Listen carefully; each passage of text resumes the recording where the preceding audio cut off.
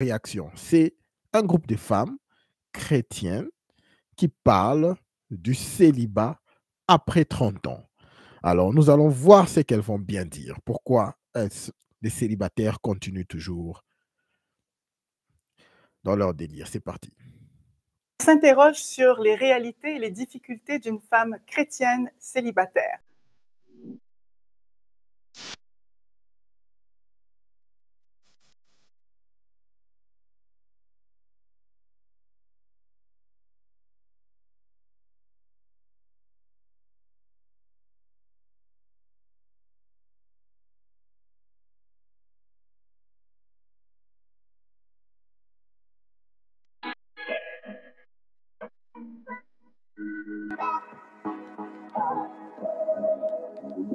Alors,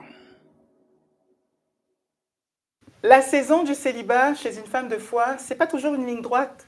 Et pour en parler aujourd'hui, nous avons une invitée que j'aimerais vous présenter. Fanta est avec nous. Bonjour Muriel. Et bien sûr, notre chère co-animatrice, Nancy. Bonjour Muriel. Bonjour Fanta. Bonjour Nancy. Je dis Fanta parce que oui, c'est vrai, moi j'ai l'habitude. Fait que ça se peut que pendant le long qu'on fait l'enregistrement, je dise Fanta, mais en fait c'est Fanta. C'est toujours la même personne. Oui. Mais je risque de me tromper, mais ça reste la même personne, oui Muriel, effectivement. Fanta, Oui.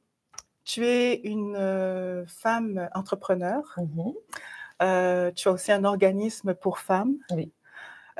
Tu es une chrétienne. Tout à fait. Tu es tout nouvellement maman. Oui. Et tu es aussi célibataire.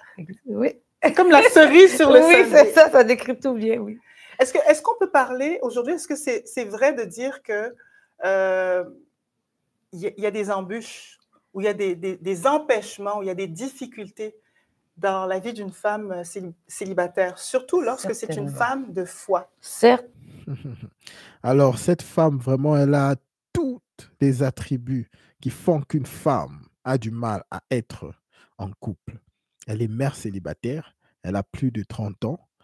Et généralement, les femmes de foi qui vont à l'église, c'est généralement après qu'elles aient,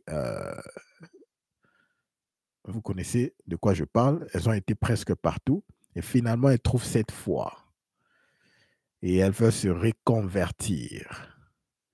Voilà pourquoi dans la plupart des églises, ces derniers temps, il n'y a pas beaucoup d'hommes qui cherchent à se marier dans les églises, parce que nous savons que c'est comme un recrutement des femmes qui ont fait de la débauche et finalement elles se disent avoir trouvé la foi et venir à l'église. C'est triste, mais c'est une vraie réalité qui se passe dans les églises. Allons-y. Tellement, il y a énormément de difficultés en tant que femme de foi et célibataire. Je dirais que la plus grande des difficultés, c'est de trouver un homme qui a la même foi que nous. Ça, c'est vraiment très, très compliqué. Parce qu'on peut rencontrer plusieurs personnes intéressantes avec qui on a des échanges hyper intéressants, mais la foi de la personne t'empêche d'aller plus loin. Et tu sais que ça ne vient pas de Dieu parce que tu ne peux pas être avec un homme avec qui tu ne partages pas des moments de prière avec la même foi, selon moi. Donc, c'est vraiment ça qui est le plus difficile. Et qu'est-ce que ça amène, je ne sais pas moi, personnellement, je ne sais pas sur tes croyances ou sur ce que tu penses, est-ce que ça vient influencer justement ta façon de percevoir? Ça ne vient pas influencer du tout, même au contraire, comme je garde quand même la même foi et ça, je ne vais pas du tout diminuer ni faire de compromis, mais c'est sûr que ça vient quand même rendre les choses un peu plus difficiles parce que dès que tu rencontres une personne, une des premières questions que moi je vais aborder, c'est est-ce que tu crois? La personne souvent les gens ils répondent oui, je crois en l'univers. Je crois aux énergies. Donc, tu sais déjà en partant que ça ne fonctionnera pas. Mais est-ce que ça arrive parce que bon, ça fait quand même plusieurs années que tu es chrétienne. Oui. On connaît quand même une partie de ton parcours où il y a eu, comme Muriel a dit, des hauts, des bas. Ça n'a pas toujours été évident. Non. Et puis, parce que toi, tu mentionnes, j'ai besoin de quelqu'un qui aurait la même foi et qui va avoir envie de prier le même Jésus, comme on dit. Oui. Mais est-ce que pour toi, dans tes difficultés, tu as déjà rencontré des personnes qui t'ont dit, oui, on a la même foi, oui, je crois en Jésus, puis que là, tu t'es fié sur le fait que cette personne-là pouvait croire, ce qui t'a peut-être emmené des fois à trébucher parce que tu croyais que cette personne-là. Ça, je pense que ça peut être une des grandes difficultés de croire qu'une personne a la même foi, puis que tu as l'impression que vous allez dans la même direction, mais finalement, c'est comme bang. Finalement, c'est pas du tout la même direction. Parce comment tu fais pour voir? Mais en fait, c'est par rapport aux discussions que tu as avec la personne, c'est la connaissance. Puis souvent, les gens ils vont dire, oui, je crois, tu es comme, mais je ne suis pas très pratiquant, mais je crois, mais tu te rends compte que leur connaissance est quand même très limitée comparativement à la tienne, ou des fois, c'est peut-être la mienne aussi qui peut être limitée, c'est comme si selon eux. Mais tu vois que finalement, ils croient au Jésus qu'on présente de surface, mais ils ne connaissent pas en profondeur le Jésus que moi je prie. Donc, si tu es avec un homme et que vous n'avez pas la même profondeur de foi, ça devient difficile parce que de parler, disons, moi je crois vraiment comme que Jésus peut guérir. Je crois vraiment que Jésus peut changer une situation en un claquement de doigts. Je ne suis pas quelqu'un qui va se plaindre beaucoup. Un problème va arriver, pas de problème, Dieu est au contrôle. Mais je le crois fermement et fortement. Mais si l'autre personne n'a pas cette même foi-là, donc ça devient compliqué parce que la personne, si vous avez, disons, une situation problématique qui peut arriver, lui, il va vouloir aller chercher la solution dans le monde, alors que moi, je vais juste seulement aller vouloir le chercher avec la foi et je ne vais pas prier pendant une semaine ou jeûner pendant un mois.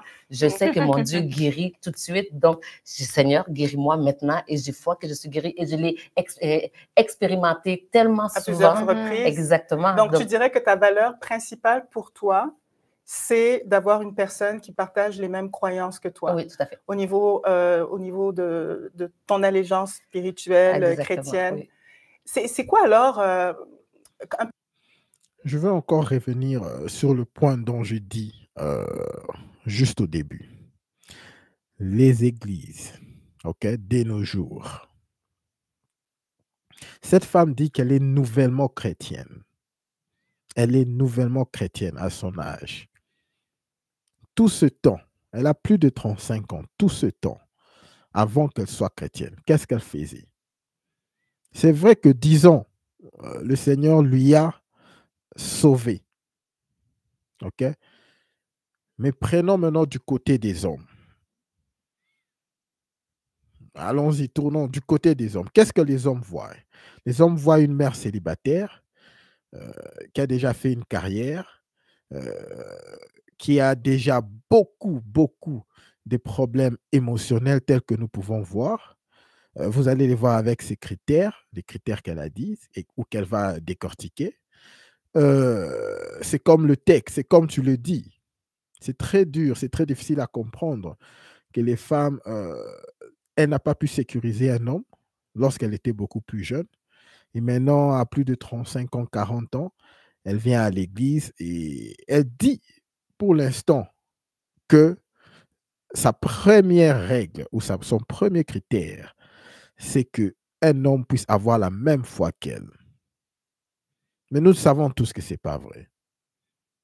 Derrière ça, il y a beaucoup d'autres histoires. Est-ce que si la personne a la même foi que toi et que malheureusement, il ne fait pas plus que toi, nous connaissons les femmes indépendantes parce qu'elle a bien dit qu'elle est indépendante. Elle est entrepreneur. Ça ne va pas passer. Donc, derrière, il y a toujours plus de critères. C'est triste, mais bon. Suivant. La situation vraiment dans les églises, c'est vraiment triste. C'est catastrophique.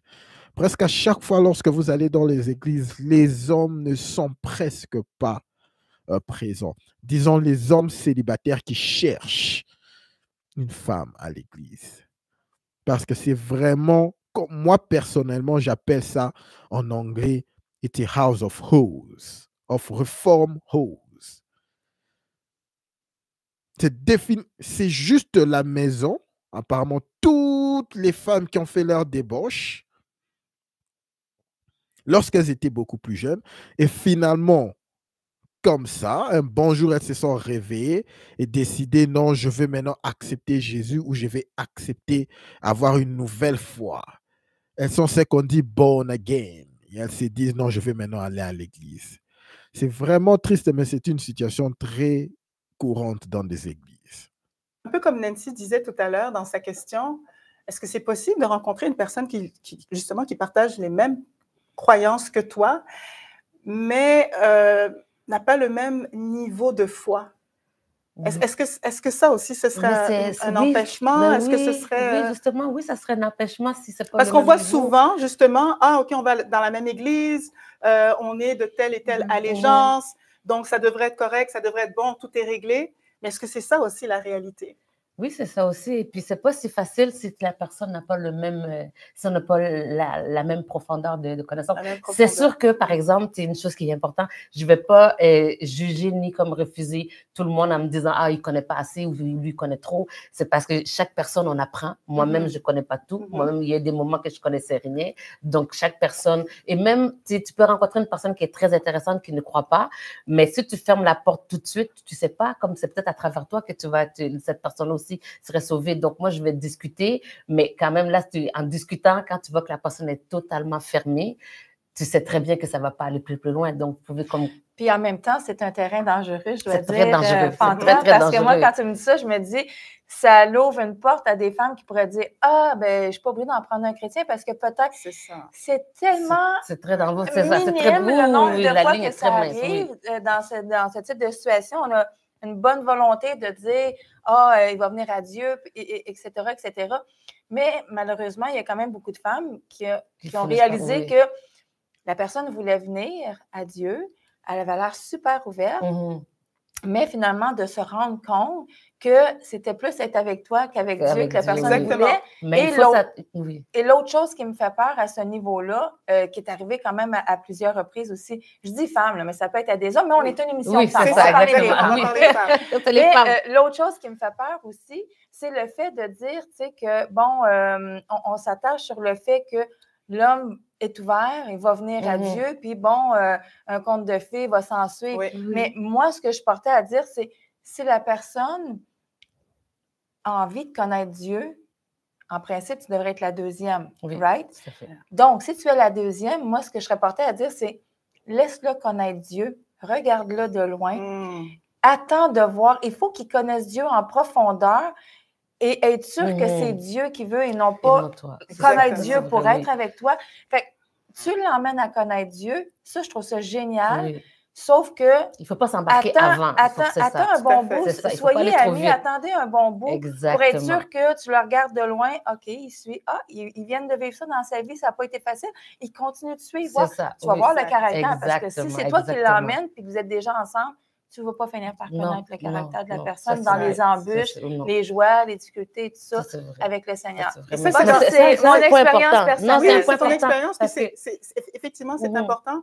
Puis, est-ce que ce ne serait pas aussi la même chose avec une personne qui partage la même allégeance que toi, qui est chrétien depuis plusieurs années? Est-ce que ce ne serait pas le même principe aussi d'attendre, de voir?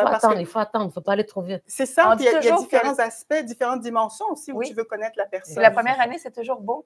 C'est facile. Puis c'est pas parce qu'on est hypocrite, hein? Non. Tu sais, vraiment pas. Puis tu sais, on veut pas voir le méchant dans les gens, mais tu sais, moi, quand même, je me disais... sans être hypocrite, je veux être le mieux de moi-même. Oui, on donne toujours le meilleur. Puis c'est facile parce que, tu sais, on ne se voit pas tous les jours, on s'appelle, on apprend à se découvrir. Donc, en principe, on s'entend-tu que la première année est censée être la plus belle dans le sens que on apprend à se connaître. C'est tout. Wow, c'est tout. Tu sais, fait que si déjà dans les premiers mois, là, il y a des embûches, ça va pas bien, j'aime pas ci, j'aime pas ça. Non, là, c'est comme, regarde, c'est ça. Imagine-toi quand vous allez être à l'aise, tu sais. Puis après ça, je me dis, après la première année, souvent, je dis première année, ça peut être, c'est... Oui, les premiers mois, les premiers temps. C'est plus ou moins. Pour tout le monde la même chose, mais je me dis, mais après un an, mettons même après 6 mois, mais le naturel commence. Fait que là, si j'aime pas telle affaire, je vais commencer à dire, si je suis une personne, là, je mets ça à l'extrême, c'est pas mon cas en passant, là, mais si je suis une traîneuse, là, tu sais, j'aime ça de traîner mes affaires à la maison, mais jamais quand il va venir à la maison, dans les débuts, il va voir, mais s'il arrive à l'improviste, là, après 6 mois, à un moment donné, si c'était pas toi, naturellement, de toujours tout ramasser, bien, il y a des chances qu'il voit que, peut-être qu'elle se ramasse moins. Est-ce que ça te dérange? Est-ce que ça te dérange pas? Tu vois, à un moment donné, il faut que tu arrives à un stade où tu sois capable de voir les gens à leur naturel et se fier sur les gens qui t'aiment beaucoup et qui veulent ton bien. Écoute ce qu'ils ont à dire aussi, parce qu'eux, des fois, Ils n'ont pas les mêmes lunettes roses, puis ils voient des choses que tu ne vois pas. C'est vrai. J'aimerais aussi te demander, Fanta, en fait, je pose la question, mesdames, est-ce qu'il y a une difficulté à concilier justement ces valeurs chrétiennes avec le temps d'attente? Parce que dans tout ça, ton désir à toi, c'est de te marier. Oui. Mon désir à moi, avant de me marier, c'était de me marier. Oui. C'est le désir de bien des femmes. C'est le désir de bien des femmes. C'est un désir sain, c'est un désir naturel. Je sais qu'on est dans une société il y a un discours qui commence à monter que... J'espère que vous l'avez bien entendu. C'est un désir naturel, c'est un désir sain, un désir de beaucoup de femmes. Lorsque les femmes finalement viennent à cette foi de l'Église, finalement elles essayent de dire la vérité. Vous voyez ce qui sort de leur bouche. C'est un désir de presque toutes les femmes. Ce n'est pas nous qui l'avons dit. Le célibat, ce n'est pas une prison. Le célibat, ce n'est pas une deuxième classe de citoyens. Et j'y crois. Je crois sincèrement que le célibat n'est pas une... Quand on est célibataire, on n'est pas dans une deuxième classe de citoyens. Mais il y a aussi cet aspect où il y a comme un discours qui monte et qui vient faire la promotion du célibat en tant que tel. Bon, j'ai rien contre ça parce que je pense qu'une femme qui veut être célibataire, qui décide d'être célibataire, non pas basée sur ses peurs ou sur les mauvaises relations, non pas comme pour éviter d'avoir d'autres mauvaises relations, mais qui décide, ben écoute, moi, pour cette saison-là, je vais être célibataire. Mais ma question, c'est, quelle que soit la position, la décision qu'on prend, sachant qu'il y a un désir qui est là de se marier, comment on gère ce temps d'attente tout en étant respectueuse de nos valeurs? Oui, ça c'est une très bonne question. Je pense que c'est ce qui crée des embûches. Oui, c'est ce qui crée beaucoup d'embûches. Personnellement, moi, ça a été ça qui a été le plus compliqué toute ma vie parce que je connais Chris depuis 2013, 2012. Et puis, ben non, j'ai pas toujours respecté, j'ai pas toujours eu une vie de sanctification. Et puis, j'avais des hauts et des bas, je mets un pied derrière, un pied devant. Parce que tu le voulais pas. C'est pas du tout parce que je le voulais pas, c'est pas du tout parce que je le voulais pas. C'était que, justement... Quand même, les femmes. Les femmes ont vraiment du mal à se dire la vérité dans les yeux. Que ma chère, soit tu as fait de la débauche, soit... Vous pouvez bien le voir qu'elle dit qu'elle a connu Christ en 2013. À cet âge, elle a connu Christ en 2013. Et malgré ça, elle a fait de hauts et des bas. Qu'est-ce que ça veut dire? Je suis très content qu'on puisse arriver à ce niveau parce que, espérons qu'elle va parler des traumas, de toutes les casseroles qu'elle a eues. Nous allons maintenant commencer à connaître la vraie elle. La plupart des hommes que je rencontrais n'avaient pas la même foi et j'avais ce désir-là que peut-être ils allaient changer ou que peut-être que, donc, des fois, je tombais et puis je suis tombée. Et dernièrement, là, j'ai vraiment décidé, il y a un an maintenant, 1 an et demi, que vraiment, c'est fini, je veux me consacrer. J'avais quelqu'un dans ma vie, il y avait la même foi que moi, mais tous les deux, on n'avait pas la vie de sanctification. Et la journée que j'ai décidé, OK, là, c'est terminé, c'est fini, je donne ma vie à Christ, je reprends la marche droite. Depuis ce jour-là, je n'ai connu aucun homme, rien du tout. Mais j'ai eu un bébé. Oh, elle est born again. J'ai eu un bébé parce que j'ai quitté la personne. Et puis, 6 mois après, je suis retournée voir le médecin pour juste un examen comme ça, un petit suivi. Et puis, il m'a appris que j'étais enceinte de plus de 6 mois. J'ai dit, mais c'est impossible que je sois enceinte. J'ai même fait les prises de sang. 6 mois? J'ai même fait les prises de sang avec vous. Donc, vous avez dit qu'il n'y avait pas d'hormones de grossesse, qu'il n'y avait rien. Et là, boum, la grossesse. Donc là, qu'est-ce que je fais? C'est évident que je vais le garder. C'était mon rêve d'avoir...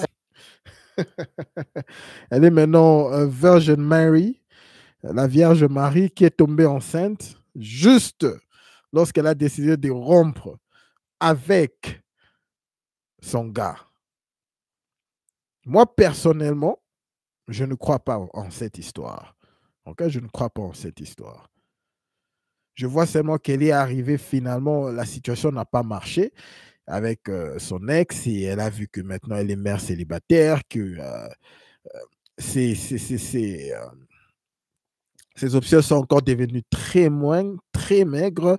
Finalement, elle a décidé, OK, que j'aille à l'église finalement, que je puisse maintenant rester à l'église et trouver un homme à l'église. Voilà les raisons pourquoi est-ce qu'il n'y a pas assez d'hommes à l'église qui cherchent des femmes célibataires à épouser. Parce que ce sont des femmes qui ont déjà tout fait et finalement elles viennent là pour que les hommes puissent prendre. Apparemment, c'est comme si les hommes doivent prendre les leftovers, le reste de toutes les bonnes femmes. C'est pas cool. Un enfant. Un héritier. Un héritier, je l'appelle effectivement l'héritier.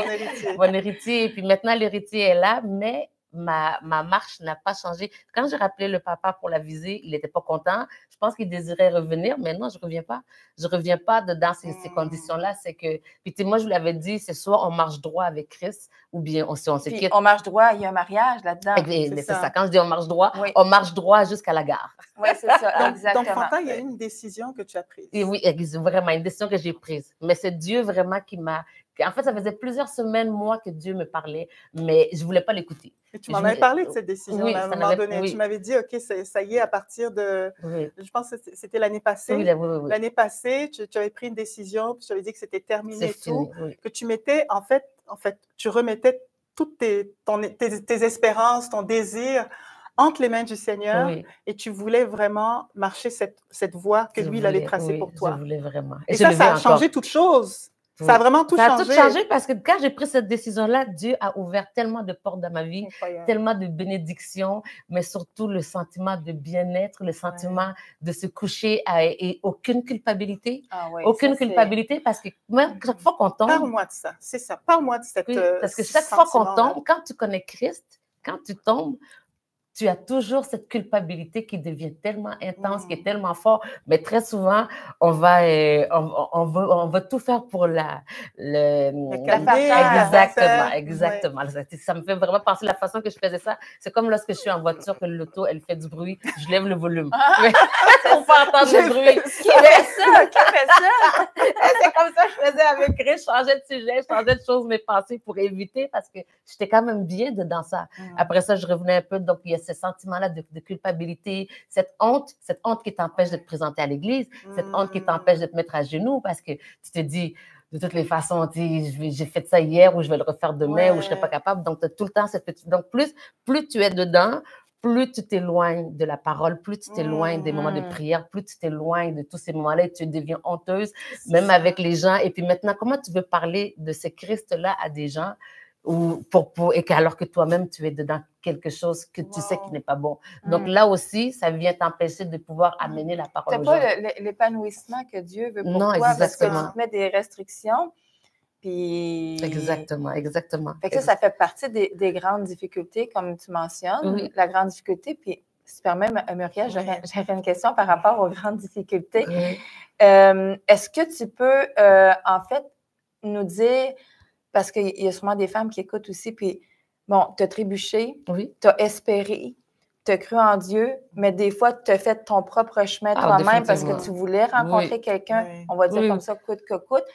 Puis là, tu as dit, OK, depuis 1 an et demi, bon, maintenant, tu sais, Germain. Moi, j'aimerais ça savoir, là, la journée que tu as dit, enough is enough, parce qu'il y a des femmes qui écoutent, qui vont dire, j'ai envie, moi aussi, que ça arrête, mais je trouve ça dur. Qu'est-ce qui a fait une méchante différence pour dire, je me tiens, puis que tu as réussi aujourd'hui à tenir? En fait, là, c'est que le Seigneur m'a dit dans mon cœur, là, précisément, moi, la dernière fois que j'ai connu, on était le 23 décembre, et puis, tu sais, ça faisait quelques mois, là, parce que moi, à chaque année, à Noël, le 31, je prépare un bilan. Le 1er, j'écris c'est quoi mes objectifs, puis je le fais le 1er janvier et le 1er juillet. Donc, ça fonctionnait pour le travail, en tout cas. Oui, vraiment. Je le fais tout le temps. Et là, j'étais en train, vers fin décembre, je commençais à préparer mon bilan, puis à préparer mes objectifs pour les 6 prochains mois. Et là, ça me revenait. Là, Dieu me parlait, reviens à moi, j'ai un plan meilleur pour toi, reviens comme ça. Et là, à un moment donné, le 24 ou le 25 décembre, comme ça, Pile, il me dit, tu n'es pas une poubelle. Et là, je me suis dit, je ne suis pas une poubelle. Je ne suis pas une poubelle. Et là, c'était comme ça. Donc, le 26, 27, comme ça, j'ai appelé l'homme en question. Puis je lui ai dit, non, il faut qu'on se voit. Donc, il est venu, j'ai parlé, j'ai mis mes points, c'est comme ça, comme ça. Puis il était comme, non, mais on est bien comme ça. Pourquoi tu veux changer les choses? Moi aussi, je crois en Jésus. Dieu ne veut pas qu'on ait une vie sans plaisir. En tout cas, tu vois tous les grands discours comme ça. Et là, je l'ai regardé comme ça, puis j'ai dit, je ne suis pas une poubelle. Qu'est-ce que ça voulait dire? Qu'est-ce que c'est venu chercher chez toi? C'est pas une poubelle. Ou qu'est-ce que ça voulait dire? Je ne suis pas une poubelle, je ne suis pas une décharge, je ne suis pas un endroit qu'on vient juste avoir son plaisir et partir après. Je ne suis pas une poubelle. C'est vraiment la phrase que ça m'a dit. Puis c'est vrai que je ne suis pas une poubelle. Et là, je me suis regardée, puis je me suis trouvée tellement belle, je me suis trouvée intelligente, toutes des choses que je ne voyais plus, en fait, parce que j'étais trop prise par toute cette culpabilité-là ou toute cette façon de vivre qui n'était pas selon Dieu. Et puis, je ne suis pas une poubelle. J'ai de la valeur. Je suis Fanta. Et là, j'ai tellement pleuré parce que ma décision était prise, puis ça a été vraiment comme... Puis à chaque fois, parce que le garçon est très beau, hein? Donc, des fois, quand il me rappelait, et il a fait ça de décembre, peut-être jusqu'au... Le garçon est un beau gosse. Le garçon est un beau gosse. Écoutez, si elle croit qu'elle n'est plus une poubelle, c'est-à-dire que tout ce temps, elle a toujours cru qu'elle est une poubelle. Est-ce que vous pouvez vous imaginer, lorsque quelqu'un a cette estime, cette estime en elle, cette low estime en elle, les histoires qu'elle peut faire? Vous pouvez vous imaginer les traumas qu'elle a. C'est vraiment triste que, à l'église, ce sont ces genres de femmes qui viennent et qui sont là, et que même parfois les pasteurs et les évangélistes proposent aux hommes d'épouser. C'est vraiment triste lorsque vous allez à l'église. C'est la réalité dans les églises. Vraiment, ce sont des leftovers. Nadine nous dit, et Dieu lui parle, celle-là. Merci beaucoup Nadine d'être là. Gino, Romou, merci à tout le monde d'être là. Moura, Homme Noir, merci beaucoup à l'équipe de participer. C'est vraiment triste. Et ce gars, c'est le beau gosse qu'elle est en train toujours de courir après.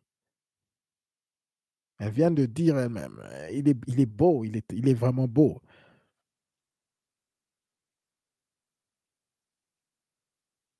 Donc sûrement, il y a des gars qui sont là, peut-être aussi dans son DM, qui veulent aussi être avec elle, peut-être d'autres gars, peut-être qu'il y a aussi des enfants et tout. Mais je vois maintenant la situation telle qu'elle se présente. Vous pouvez voir comment elle est tellement attirée à ce type. C'est sûrement quelqu'un qui a été avec elle pendant un long moment et qui continue à lui faire des histoires. C'est vraiment triste que ce sont ces genres de femmes et elle dit qu'elle recherche un mari. Mais selon la foi chrétienne, tu as déjà eu un enfant avec cet homme. C'est ton mari. Selon la foi chrétienne. Mais qu'est-ce qui lui empêche maintenant, là, de te marier? Maintenant, présentement.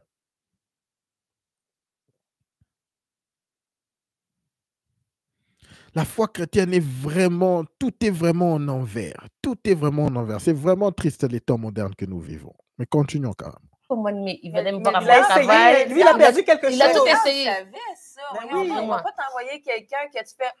Exact, et moyen. Non, il était vraiment top là. Oui, et puis, il a insisté, il appelait, il savait, venait, il amenait des fleurs à la Saint-Valentin. Il a perdu quelque chose. Il a perdu une merveilleuse créature. Tu sais ce qu'il a perdu, lui.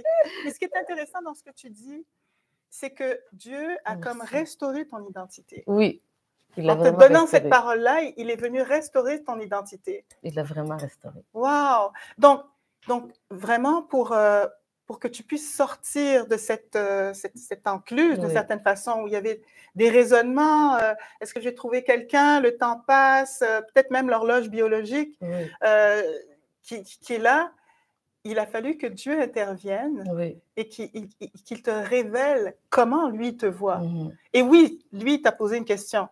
Enfin, il t'a dit quelque chose. Oui. Il t'a dit tu n'es pas une poubelle. Ouais, je suis pas une Mais poubelle. si tu n'es pas une poubelle, c'est parce que tu es. C'est un vase d'honneur. Tu es un vase d'honneur. Exactement. Tu es une merveilleuse créature.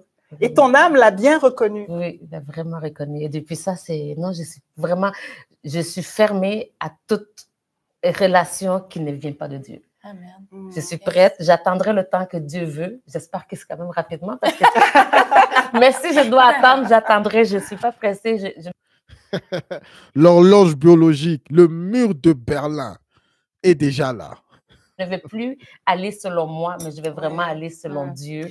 Je vais, même si je rencontre des hommes avec qui je parle, on a des bonnes discussions, mais je sais que ce n'est pas de Dieu, donc ça va juste s'arrêter à là. Et puis, comme présentement, Dieu m'a donné tellement une bénédiction, j'aime dire que mon fils est l'enfant de la consolation. C'est l'enfant de la réconciliation aussi avec ma famille. C'est l'enfant de la réconciliation de moi et Dieu. Et puis, oui, c'est un enfant qui est venu hors mariage, mais c'est la plus belle bénédiction que Dieu pouvait me donner parce que maintenant, ma vie tourne évidemment autour de mon fils. Et puis, en plus, je ne vais pas laisser n'importe qui rentrer. Maintenant, dans ma vie, que j'ai un héritier, je veux dire, c'est un héritier là, totalement qui est là devant moi. Donc, ce n'est pas n'importe quel homme qui va venir. Je vais non seulement m'assurer qu'il soit chrétien, mais je vais m'assurer de ses valeurs. Je vais m'assurer de comment il voit l'éducation. Parce qu'il y a aussi que tu rencontres beaucoup d'hommes à l'âge qu'on a. Souvent, les hommes, ils ont des enfants. Donc, leur façon d'éduquer leur enfant est très importante aussi parce que s'il doit être dans la vie de mon fils, la façon que lui va éduquer ses enfants va avoir un impact sur mon fils. Et moi, Dieu me donne une façon de faire avec le mien que je ne ferai pas je ne suis pas meilleure que n'importe qui, mais je sais que ce qu'il me dit de faire, c'est la chose appropriée pour mon fils et mais moi. Tu le fais. Moi, Fanta, ce qui me fait de la peine, puis ça, j'avais la larme à l'œil tantôt parce que aussitôt, exactement avant qu'elle puisse dire son point, Dieu ne veut pas des enfants hors mariage. Dieu ne le veut pas. Ce n'est pas la volonté de Dieu. Mais bien sûr, quelque chose peut arriver. C'est la vie, mais il faut toujours arranger et aller de l'avant. Merci, Gino. Quand j'avais des frissons, quand tu as dit que Dieu te dit « je ne suis pas une poubelle », moi, c'est venu me chercher. Parce que je me dis, pour que Dieu te dise ça, c'est parce que tu pensais que tu étais ça. Oui. Parce qu'il n'aurait pas sorti ce mot-là. Non. Il aurait pu sortir « tu n'as pas confiance en moi » ou « parce que tu es une femme de peu de foi ». Mais non, ça me fait de la peine de savoir qu'il te dit ce mot-là parce que c'était ce mot-là qui était pour te faire réagir, toi. Puis je me dis, à quelque part, c'est sûrement qu'il y a d'autres femmes qui se sentent des poubelles, je ne peux pas mériter plus. Tu sais, là, j'ai tellement peut-être fait de choses ou je ne t'ai pas écouté avant. Pourquoi tu me donnerais quelqu'un de merveilleux alors que je n'ai jamais été attentive à toi? Ou je voulais, mais pas vraiment, parce que, tu sais, il y en a qui vont dire, je veux. Mais le péché est bon aussi. Tu sais, si le péché ne serait pas bon, personne qui le ferait, là. Maintenant, c'est un choix. Fait que, qui t'a dit, tu n'es pas une poubelle, c'est parce que ça me dit que tu te voyais comme ça. Je me voyais vraiment comme ça. Peut-être que tu le dis, là, je me voyais vraiment. C'est la somme de toutes les condamnations, de toutes les hontes. Justement, le péché est bon, mais quand on répond au désir du péché, parce qu'il vient avec des désirs, avec des pulsions et tout, ben, on ne se retrouve plus là-dedans après. On se cherche, puis il y avait cette image de toi comme étant une poubelle. Et c'est un mensonge de l'ennemi, mais c'était là. C'est vraiment ça. Je me considérais vraiment comme une poubelle, que je ne valais pas plus que ça. Une vieille poubelle sale. Et combien de femmes pensent ça d'elles-mêmes, tu sais, puis il manque plein d'opportunités. Je suis tellement contente que Dieu, quand même, t'ait dit ça à toi. Parce que tu en avais besoin. Parce que des fois, c'est rough. Oui, non, c'est très rough. Tu te rends compte que ça a donné mais tu vois, il me l'avait dit. Moi, j'étais juste contente. Puis là, tu viens de me faire réaliser que, effectivement, quand je repense à ma vie entière, c'est exactement ça. Je pensais que j'étais une poubelle et que puis j'ai fait de l'auto-sabotage énormément. Donc, c'est ça. C'est vraiment ça. Ma soeur m'a dit ça il y a 2 semaines. Elle m'a dit, ton problème avec toi, c'est que tu fais de l'auto-sabotage chaque fois. Depuis que je suis née, dans le fond, depuis qu'on est ensemble. Que chaque fois qu'elle m'a vue comme si quelque chose de bien s'apprête à m'arriver, je vais l'auto-saboter. Puis ça aussi, je t'ai même appelé, en fait, on a même discuté de ça, qu'elle m'a dit que je fais toujours de l'auto-sabotage parce que j'arrive pas à me laisser aller, à faire confiance et à trouver que je vaux quelque chose. Donc, fait de penser ça fait que si quelqu'un a dit, même si quelqu'un de bien arriverait, tu ferais tout pour pas laisser la personne rentrer dans ta vie. Qu'est-ce que je vous dis souvent? Ça, c'est la réalité de la majorité des femmes qui ont cet âge et qui sont célibataires. Elles ont toujours eu de bons hommes dans leur vie. Elle-même lui dit qu'elle a fait de l'autosabotage dans toute sa vie. Donc, lorsque vous voyez des femmes de plus de 30 ans célibataires, elles sont des femmes à problème. Elles ont déjà eu des gars qui devaient être en mariage avec elles. Des gars qu'elles ont repoussés. Et les raisons, vous connaissez vous-même les raisons. Pourquoi? Parce qu'elles voulaient connaître leur best life d'abord. Elles voulaient juste s'amuser. Voilà les résultats. Les résultats maintenant, c'est plus de 35 ans avec un enfant. Et qu'est-ce qu'elle dit? Au lieu de diminuer ses critères, elle dit maintenant elle a plus de critères parce que maintenant elle a un héritier et un enfant. Et lorsqu'un gars vient dans sa vie, elle doit ajouter des critères. Cet homme doit être de ouf. C'est vraiment le dream total. Parce que tu n'es pas capable, Fanta. Je t'ai jamais vu, parce que je t'ai jamais vu avec quelqu'un en fait en relation. J'ai jamais été en relation réellement 2 fois et les 2 fois les hommes m'ont totalement massacré, menti, manipulé. Je me suis mariée déjà et le gars était déjà marié. J'étais la 3e sans savoir. J'avais des co-épouses. Donc, et l'autre, lui, il avait juste une double vie totalement. Mais on était ensemble, on vivait ensemble. Je n'ai jamais rien vu. Il était tellement bien. Il ne sortait pas, il ne faisait rien. Mais en fait, il y avait une double, triple vie. Même pas possible. Tu veux dire, tu peux même pas t'imaginer. Est-ce que tu peux dire, pour avoir vécu ça... Donc, ça veut dire qu'elle, dans sa vie, elle a toujours été attirée par des hommes qui ne sont pas disponibles pour elle. Si elle le dit clairement que lorsqu'une bonne chose vient dans sa vie, elle le repousse, elle le sabote. Mais, vous voyez les 2 relations principales dont elle vient de parler. Une personne était déjà mariée. Donc, c'est les genres de femmes qui voulaient juste s'amuser. Elle ne peut pas le dire, elle ne peut pas dire que non, je ne savais pas que cette personne était mariée, elle avait toute une autre vie. Les femmes connaissent, elles le savent. Les femmes qui disent ça, la majorité, peut-être qu'il y en a qui sont vraiment trompées, mais je sais que la majorité des femmes qui sont en relation avec des hommes mariés ou des hommes qui ont des doubles vies le sentent et elles le connaissent. Elles font juste semblant, elles ferment l'œil. Parce que c'est quelque chose qui les attire. Est-ce que tu peux dire que tu n'avais pas totalement Dieu dans ta vie? Ah, j'avais pas du tout Dieu. Parce que, pas du tout Dieu. Ce qui est rassurant aujourd'hui, c'est de savoir que tu lis ta Bible, tu pries, tu vas dans les églises, tu fais des rencontres avec d'autres femmes, mettons, dans le besoin et tout ça. Puis je me dis, à quelque part, Dieu peut te révéler. Oui, maintenant, oui. C'est pas pour toi. Oui. C'est ça. Oui, non, oui, peut-être ci, peut-être ça. D'écouter sa voix, c'est quand même rassurant. Oui. Puis en plus, ben, comme tu l'appelles si bien, mon héritier, c'est quelque chose que tu ne vas jamais saboter. Fait que moi, j'enlève ces paroles de mort là, dans toi, parce que ça, c'est du passé. Tu as décidé il y a 1 an et demi de te remettre sur un chemin de ta destinée que Dieu avait déjà préparé pour toi. Ça a été plus long, mais gars, tu es revenu, c'est ça qui est important. Oui, je suis vraiment bien revenue. Et puis, je me dis que la prochaine personne que Dieu va te faire vraiment sentir dans ton cœur que c'est la personne pour toi, bien, je prie que cette personne-là, dans le fond, tu ne sabotes pas parce que tu n'es plus cette personne-là. Tu vas prendre confiance parce que c'est Dieu qui va avoir fait un chemin pour toi en avant. Puis je pense que ton petit garçon, qui va être un beau jeune homme, ben, il va t'emmener. Tu sais, si tu avais eu une fille, tu sais, je parle comme ça, là. Moi, je ne suis pas prophète à rien, mais je veux dire, si tu avais eu une fille, peut-être que le fait que tu me dis que tu n'as jamais été vraiment avec un homme, puis tu arrivais toujours à saboter, puis le fait que tu aurais eu une fille, peut-être ça aurait été différent, mais le fait que c'est un garçon que tu as quand même eu, tu vas apprendre à aimer le jeune garçon avant d'aimer l'homme. C'est vrai, c'est très vrai. Voilà. C'est très vrai. Est-ce qu'il n'y a pas souvent, justement, dans la vie de célibataire, cette peur d'aimer? Oui. Cette peur d'aimer, cette peur de faire confiance à cause des blessures, à cause des expériences, des mauvaises expériences. Puis cette peur d'aimer fait en sorte que on s'éloigne même de Dieu Parce que Dieu est amour. Ben oui. Il est on amour. n'y croit pas souvent. On n'y croit pas. Il veut qu'on reçoive son amour. Justement parce qu'il connaît les blessures de manque d'amour et les mécanismes de défense qu'on a développés par rapport à ça. C'est vrai. C'est vraiment une grande peur.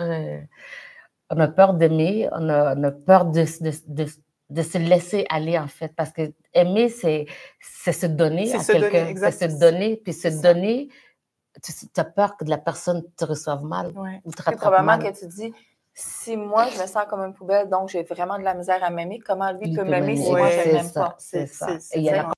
D'où l'auto-sabotage. Vous comprenez? Beaucoup de personnes l'ont vécu dans des relations. Vous vous demandez pourquoi est-ce que cette femme fait ce genre d'histoires qui sont juste débiles. Le tech vient de le dire, il a aussi subi. C'est l'auto-sabotage. Ces femmes sont tellement attirées à des bad boys et à tous ces gens qui sont pas là pour elles. OK? Ma caméra. Oh. OK? Ils sont vraiment attirés à tous ces gens qui ne sont pas là pour elles. Et alors, finalement, elle n'arrive pas à s'attacher plus facilement aux autres hommes qui sont vraiment disponibles pour elle. C'est vraiment triste. C'est vraiment triste. L'auto-sabotage, c'est quelque chose de très réel. Mais continuons. Comparaison, tu te compares avec les autres femmes. Peu importe comment on peut dire que tu es jolie, tu es intelligente, tu es comme ça. Les autres, moi, j'ai toujours eu ce sentiment-là. Maintenant, j'ai mis un mot dessus. C'est le syndrome de comme imposteur. Oui. Fait que ça, j'ai réalisé que j'ai ce syndrome-là dans toutes les sphères de ma vie. Pourtant, de l'extérieur, je suis quelqu'un de tellement forte, tellement... Tout ce que les gens décrivent de moi, j'ai toujours l'impression qu'on parle de quelqu'un d'autre, en fait. Des fois, je me retourne comme... Moi? Ah, ouais, OK, cool. Mais... Non, c'est pas moi, tu sais. Mais maintenant, je suis en train d'apprendre à m'approprier ce que les gens voient chez moi. Donc, petit à petit, et c'est vraiment très différent parce que même dans mon entreprise, j'ai toujours eu l'impression que tous les autres salons sont plus beaux que le mien. Tous les autres salons sont plus que moi. Tous les autres femmes d'affaires sont... Elle, c'est une vraie femme d'affaires. Moi, je fais les affaires. Mais pourtant, cette semaine, je pensais, hey, je suis quand même allée en Chine plusieurs fois. J'ai fait ci, j'ai fait ça. Puis là, je suis comme, ben, c'est pas si pire. Mais encore là, j'ai eu le sentiment, j'ai encore ce syndrome d'imposteur. Que petit à petit, je travaille, comme je disais. Donc oui, pour répondre à la question, on a vraiment très peur de faire confiance. On a très peur d'aimer parce qu'aimer, c'est se donner, c'est faire confiance, puis c'est se valoriser aussi. Parce que se laisser aimer, c'est reconnaître la valeur qu'on a et c'est reconnaître le fait que quelqu'un peut nous aimer. Et aujourd'hui, tu as décidé d'y adhérer. D'y adhérer, oui, j'y adhère vraiment, petit à petit. Donc, je reconnais la valeur. Quand on me fait un compliment, je le prends, je le reçois et je le ressens aussi. Ça t'appartient. Ouais. Muriel, comment de la fin? Est-ce que tu as une dernière question pour terminer, dans le fond, parce que... Ben, moi, j'ai une question at large. Okay. J'ai une question pour tous, parce que tu vis une saison, tu es toujours dans ta saison de célibataire. Oui. La température a changé, mais tu es toujours dans ta saison d'attente. Nancy, je connais ton histoire. Tu as eu aussi une période de temps de célibataire, j'en ai eu une. Puis la question que j'aimerais lancer at large, peut-être que je suis en train d'ouvrir la conversation, c'est quel serait le rôle de l'Église, de la communauté de l'Église, des frères et des sœurs, pour justement accompagner et pour permettre que ce temps de célibat, ce temps d'attente soit plus approprié, peut-être plus cohérent avec les valeurs qu'on a, avec les valeurs chrétiennes. Comment est-ce que l'Église, comment nous, qui font partie de l'Église, comment est-ce que tu aurais voulu être accompagné? Comment est-ce que tu aurais pu être accompagné? Qu'est-ce qu'on peut faire pour justement peut-être reconnaître le célibat? On a beaucoup d'activités dans les églises. On a des activités pour les enfants, pour les ados, pour les couples, pour les personnes âgées, des fois même pour les mamans. Mais qu'est-ce qui se passe au niveau des célibataires? Donc, moi, j'aurais lancé cette question. Et Fanta, écoute, c'est avec beaucoup d'authenticité que tu nous as ouvert ton cœur. Je savais que ça allait être une très belle conversation qu'on a eue. Merci d'avoir été là. Puis, ce que j'entends, c'est que tout a commencé. Tu es passé d'une certaine façon de la honte à à te connaître, à savoir qui tu es, en prenant cette décision vraiment, avec le Seigneur. Vraiment. C'est avec la décision que le Seigneur est en train de me montrer comment lui me voit et comment je dois me voir, parce que c'est ça que je suis. Je suis merveilleuse, en fait. C'est ce qu'il me dit. Donc, c'est ce que je veux. Je veux que l'homme qui va venir vers moi, que Dieu va envoyer, celui de qui je serai pris de la côte, qu'il me voit comme ça aussi. J'aimerais dire à toutes les femmes que vous êtes de merveilleuses créatures et que Dieu vous voit de façon merveilleuse.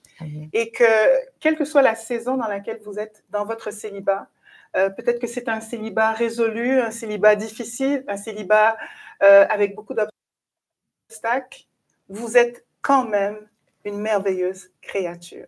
Yes.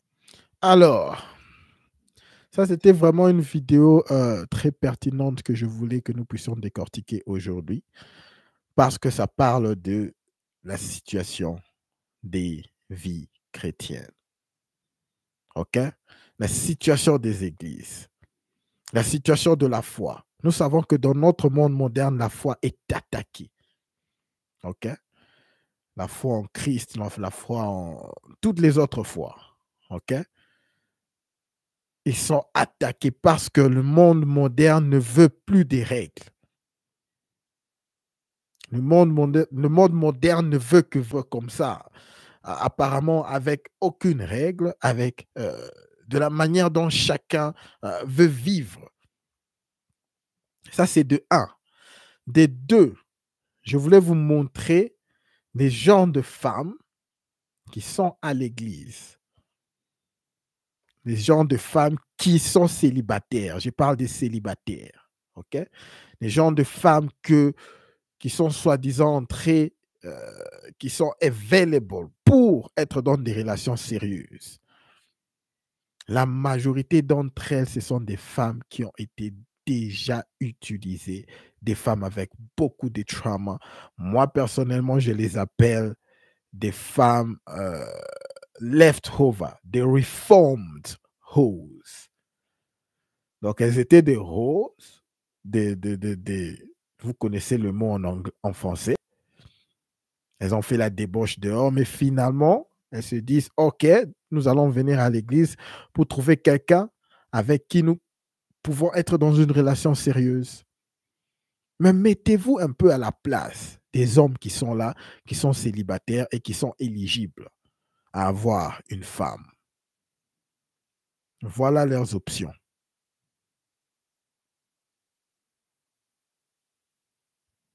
Voilà pourquoi la majorité des hommes célibataires ne cherchent plus des femmes à l'église. Ce n'est plus vraiment une bonne option. Et les pasteurs, maintenant, ils ferment les yeux parce que ces genres de femmes, généralement, ce sont elles qui donnent des bonnes offrandes, qui sont là pour soutenir l'église. Et les pasteurs et les dirigeants de l'église, des églises, généralement, qu'est-ce qu'ils font? Ils encouragent même certains hommes à prendre ces femmes au sérieux. Les hommes ne sont pas là juste pour venir et commencer à clean toutes les mauvaises décisions que les femmes ont fait dans leur passé. Le passé d'une femme est très important si vous voulez être dans une relation sérieuse avec elle. Son passé est très important. Presque toutes ces réactions qu'elle va commencer à faire ou à produire lorsque tu es avec elle dans une relation va en accord avec tout ce qu'elle a subi dans son passé. Ça, c'est juste comment est-ce que l'être humain fonctionne en général, mais surtout la femme en particulier.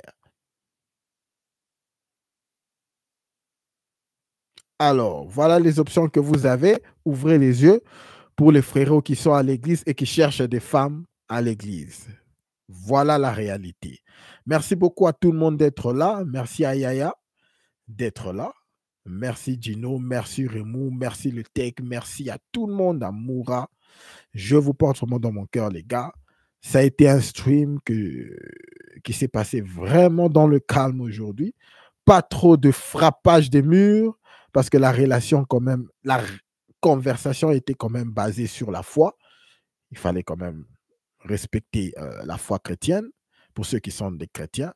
Donc, voilà. Merci à tout le monde qui sont en train de suivre. S'il vous plaît, avant de partir, si vous pouvez laisser un like afin que nous puissions pousser ces contenus à un plus grand nombre d'hommes dans le besoin. Voilà l'objectif de cette chaîne. À tout le monde, comme je le dis toujours, n'oubliez pas de garder votre tête haute. Concentrez-vous sur vos objectifs et tout le reste suivra. Merci beaucoup. On se voit demain pour une autre décortication. Nana, tout le monde, on se voit demain. Bonne soirée. N'oubliez pas de laisser un like avant de partir, les gars. Merci beaucoup. Bonne soirée.